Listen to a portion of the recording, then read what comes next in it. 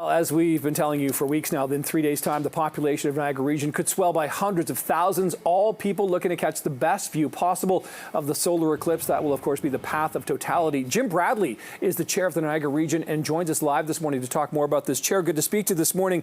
You've declared preemptively a state of emergency in Niagara Region. What does that do, and what went into the decision to do that?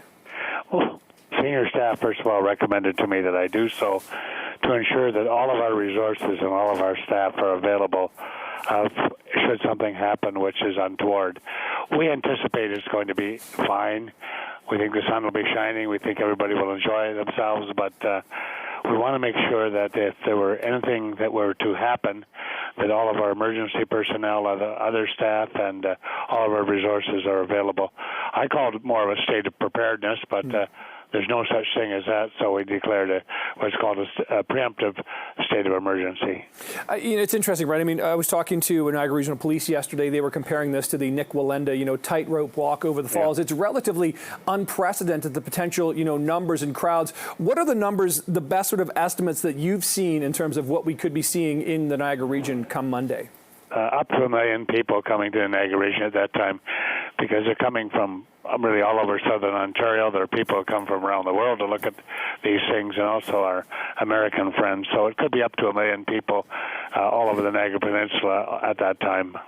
Wow, it's a staggering number indeed. So can you talk a bit about, the behind the scenes, take us into, some of the meetings and preparations? This must have been really the focus of your attention for months now.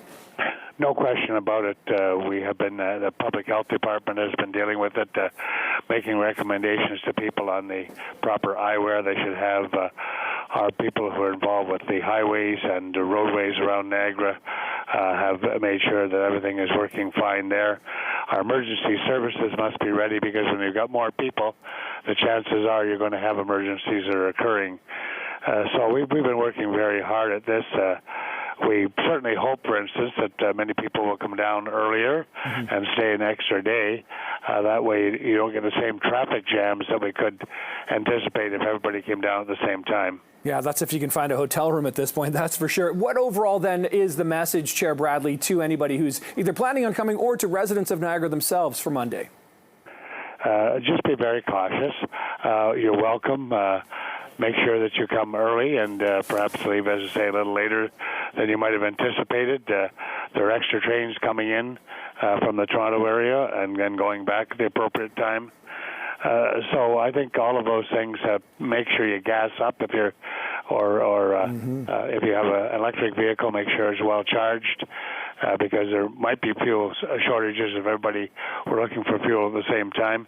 Telecommunications, I noticed the companies are putting up some mobile stations right now, mobile towers, because, of course, many people will be using their cell phones at this time, and we don't want a communications breakdown. Absolutely not. Well, it's going to be a sight to see in the sky and, of course, the crowds on the ground. That's the chair of the Niagara Region, Jim Bradley, joining us live. Thanks for the time this morning and appreciate this, and perhaps we'll see you during our coverage on Monday at some point.